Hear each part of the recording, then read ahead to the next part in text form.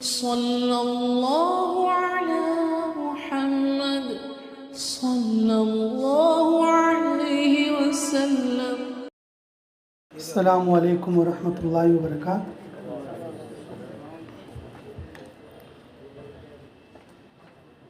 بسم اللہ الرحمن الرحیم۔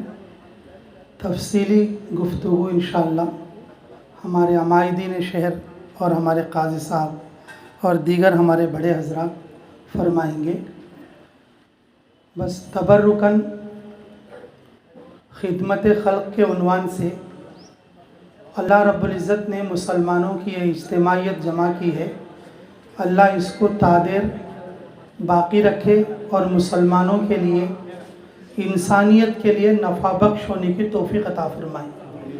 خدمت خلق دو طرح کی ہوتی ہے، ایک پیسے سے اور دوسرا اور اپنے خدمت سے۔ یہ خدمت پیسے سے ہے، ہر آدمی آسانی کے ساتھ کر سکتا ہے۔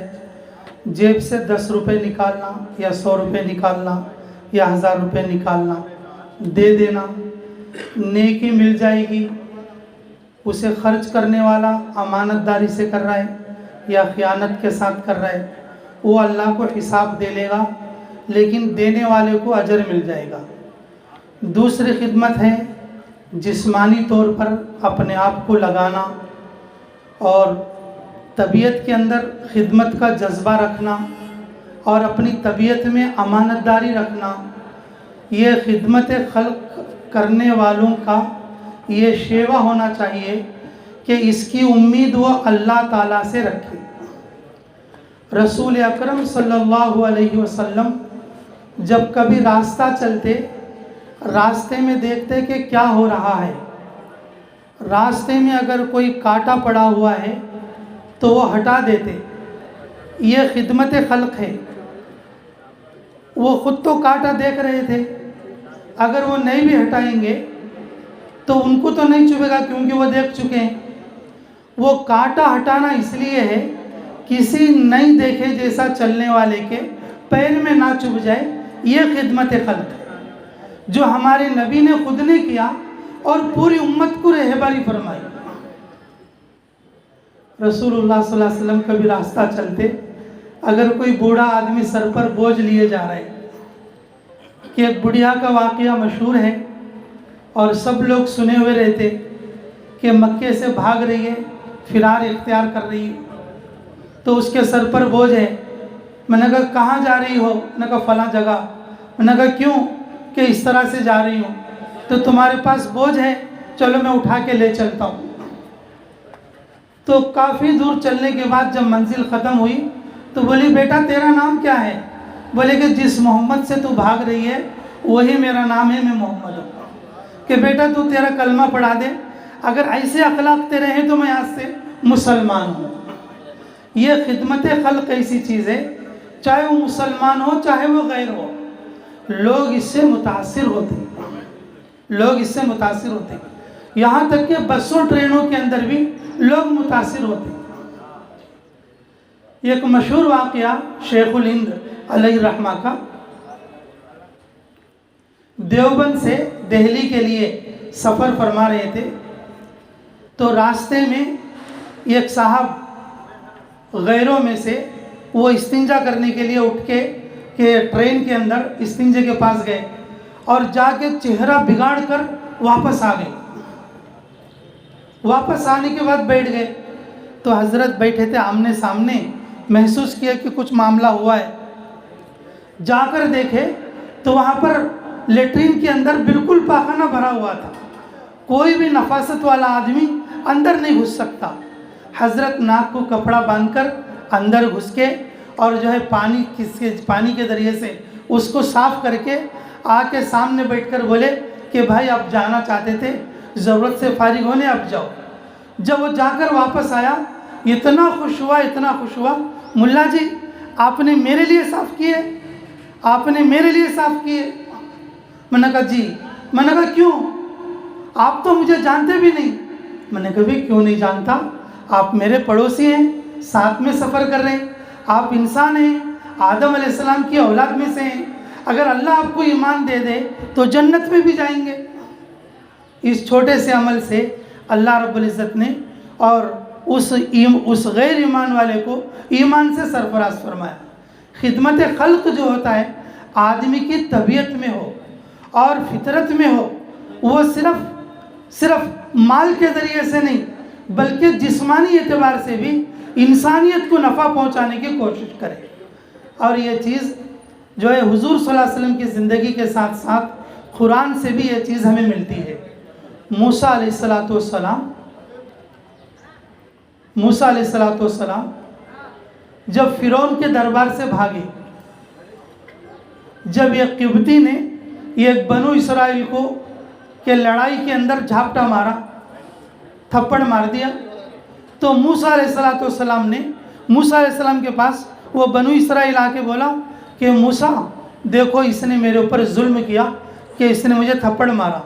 موسیٰ علیہ السلام تو غصے میں آ کر اسے ایک تھپڑ مار دیے۔ موسیٰ علیہ السلام کی ایک تھپڑ سے وہ جو ہے دنیا سے رخصت ہو گیا۔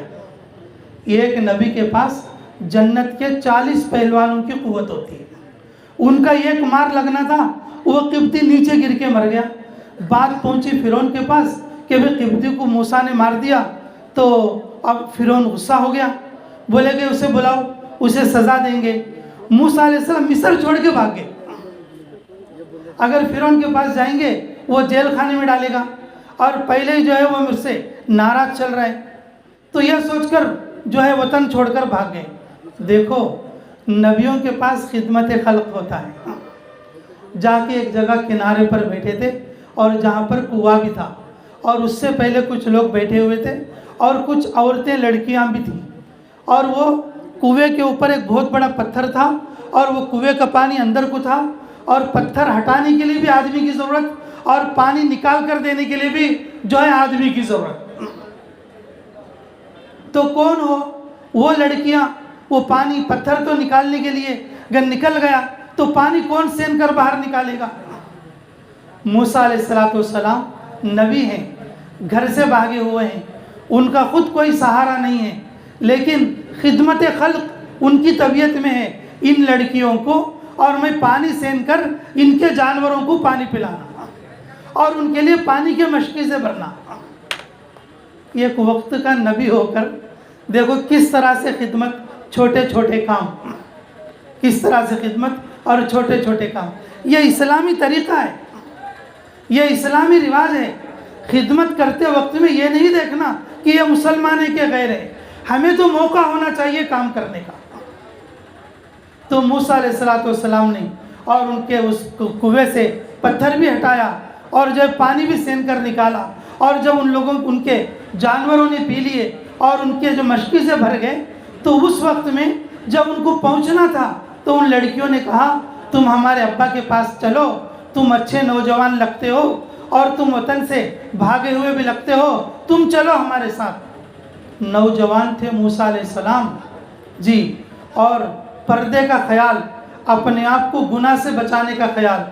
جو مسلمان نوجوان گناہ سے نہیں بچے گا، جو مسلمان نوجوان اپنی بچیوں کو گناہ سے بچانے کی کوشش نہیں کرے گا، اللہ اس کی نسل کو مختل کر دیں گے، اللہ اس کی نسل کو خلط ملط کر دیں گے، اللہ اس کی دعاؤں کی قبولیت کو اٹھا دیں گے۔ اس لیے مسلمان نوجوانوں کو گناہ سے پاک ہونا چاہیے۔ موسیٰ علیہ السلام کہ اچھا ٹھیک ہے تمہارے ابا جان کے پاس چلیں گے، لیکن ایسا ہے میں سامنے چلوں گا اور تم پیچھے آنا۔ تو وہ اس لیے کہ اگر تم سامنے چلو گے تم لوگوں کو دیکھ کر میری نظر نہ پھسل جائے، تم بھی جوان ہو میں بھی جوان ہوں، اگر میں پیچھے رہوں گا تمہیں دیکھ کر میری نگاہ نہ بگڑ جائے۔ جب کوئی راستہ آئے تو مجھے بتا دینا سیدھی طرف کو جانا ہے یا ڈامی طرف کو جانا ہے، جب 2 راستہ یا 3 راستہ ہے مجھے پیچھے سے اشارہ کر کے بتانا۔ اس طریقے سے حضرت موسیٰ علیہ السلام شعیب علیہ السلام کے پاس گئے، 3 چیزیں ملی۔ شادی کر کے اللہ نے بیوی میں رحمت فرمائی، کرنے کے لیے کام عطا فرمایا، رہنے کے لیے مسکن عطا فرمایا۔ کہ تفسیری روایات میں یہ بات قرآن سے ہمیں ملتی ہے، جو آدمی خدمت خلق کرے گا جسمانی اعتبار سے اور اپنا آنکھ جھکا کے مسلمانوں کی، انسانوں کی مدد کے لیے خدمت کرے گا، اللہ اس کو جان سے، مال سے، ٹھکانے سے، برکت کے ساتھ ساتھ بہترین بدلہ دنیا میں اس کو مرحمت فرمائیں گے۔ جس طرح سے موسیٰ علیہ السلام گھر سے بھاگے ہوئے تھے اور ان کو رہنے کی کوئی جگہ نہیں تھی اور ان کا کوئی ساتھی نہیں تھا، اس خدمت کی وجہ سے اللہ رب العزت نے ان کو بیوی بھی دیا، رہنے کے لیے گھر بھی دیا، اور جو ہے کرنے کے لیے کام بھی مرحمت فرمایا۔ پھر اس کے بعد اللہ نے نبوت سے بھی ان کو نوازا۔ سارے کے سارے انبیاء نبی بننے سے پہلے خدمت خلق میں ڈوبے ہوئے ہوتے ہیں۔ یہ اسلامی طریقہ ہے، اور یہ خدمت خلق صرف مسلمانوں کے لیے نہیں، مسلمانوں کی اجتماعیت ہونی چاہیے، مسلمانوں کے اندر اجتماعیت ہونی چاہیے، ایک دل، ایک محبت ہونا چاہیے۔ خانہ جنگیاں اور آپس کی افراتفری کا یہ زمانہ نہیں ہے۔